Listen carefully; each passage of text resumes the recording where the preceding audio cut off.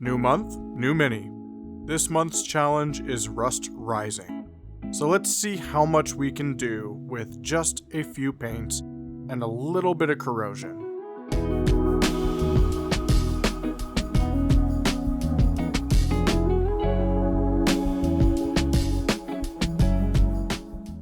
This month, we're keeping it simple. A tight palette, a couple shades, and one corrosion texture to do a lot of the work. If you want to follow along, these are the exact paints I'm using. You can also grab the full list off of the quest card. Everything in these monthly minis follows the quest card system. It breaks painting into 4 simple stages: foundation, volume, depth, and edge. Whether you want to follow along now, or do this on your own later, the quest card is a great way to have a structured learning environment. If that sounds helpful, consider subscribing, because all of my monthly minis are going to have quest cards, and I don't want you to miss out on any future minis or their cards. Foundation is exactly what it sounds like. We're just putting down the base colors for every material on the model. Think of it like layers of information we add to the model over time. Foundation is that first layer. It's where we simply establish the base color for every major material on the miniature. Metal gets its metal color, leather gets its leather color, skin gets its skin tone, and cloth gets its cloth color. In this step, the goal is not perfection, and it's not detail. You're just trying to get smooth coverage and clearly separate the different materials so the model starts to make visual sense. Once the whole model has its foundation colors blocked in, we can start building the illusion of light and shape. That's where the next stages of the quest card come into play.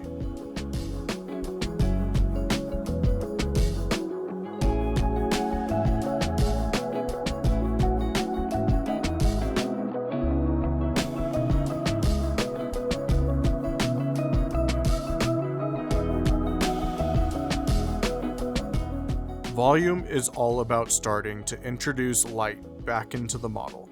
Instead of painting everything the same color, we begin focusing on the raised areas and the part of the miniature that would naturally catch more light. This is the easiest way to think about it. Raised areas get lighter, recesses stay darker. So on the metal armor, I'm going to bring Leadbelcher back onto the raised plates and edges to brighten them up after the foundation pass.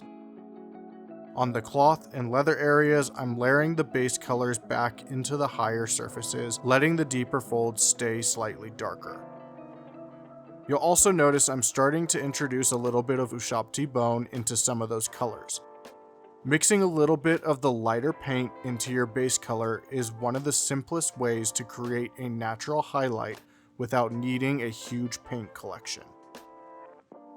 At this stage, we're not trying to create sharp highlights. We're just building gentle transitions so the shapes of the miniature start to read better. If you step back and look at the model now, you should start to see the volumes of the sculpt appear. The muscles, armor plates, folds in the cloth, edges of the leather begin to separate themselves from one another.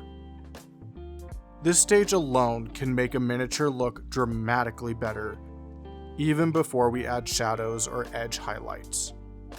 If this is starting to click for you, that's exactly why I use the quest card system. I'm not a professional painter. I'm learning this hobby one miniature at a time, just like most of us. So if you want to keep learning with me and follow the journey, consider subscribing to BrushQuest and save this episode for when you paint your own. I've got a couple different series that I think you might like. Alright, we've got our foundation and volume down. Now it's time for the stage that really starts to bring the model to life, the depth. So far, we've built the base colors with foundation and started defining the light with volume, but the miniature still looks a little clean and a little flat. Depth is where we start pushing the shadows and contrast, so the sculpt really starts to read. For this step, we're mainly using washes and textures to darken the recesses and add some natural grime. On the metal armor, I'm applying Nuln Oil to settle into the cracks, seams, and gaps between the plates. This instantly creates darker shadows and helps separate the shapes of the model. You'll notice I'm letting the wash flow into the recesses instead of brushing it evenly across the whole surface. That helps keep the raised areas brighter while the shadows get deeper. Once that dries, I'm also adding a little typhus corrosion in the few key spots. This paint has a gritty texture that's perfect for creating rust and weathering. I'm focusing it around the seams, lower edges of the armor, and places where dirt and moisture would naturally collect. A good rule here is restraint. If every surface is covered in rust, it stops looking like rust and just becomes brown texture. By keeping it mostly in the recesses and undersides, the effect looks much more natural. At this stage, the model should start to feel more grounded. The shadows are deeper, the metal looks more worn, and the whole miniature starts gaining contrast. And once all that is dry, we're ready for the final stage of the quest card, Edge.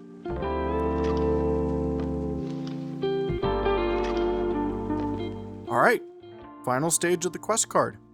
This is where we add the small highlights that really make the details pop. By this point, we've already built the base colors, added volume, and pushed the shadows with depth. Edge highlights are what bring the contrast together and make the miniature easier to read from a distance. For the metal, I'm going back in with Leadbelcher and lightly hitting the sharpest edges of the armor plates, the sword, and the rim of the gauntlet. The goal here isn't to repaint the whole surface, just to catch the corners and raised lines where the light would naturally reflect. On the cloth and leather, I'm using a small mix with Upshopti bone to bring the very tops of folds and edges. And that's it for this month's monthly mini. The goal here isn't perfection. Monthly mini is about practice, repetition, and learning the hobby one model at a time.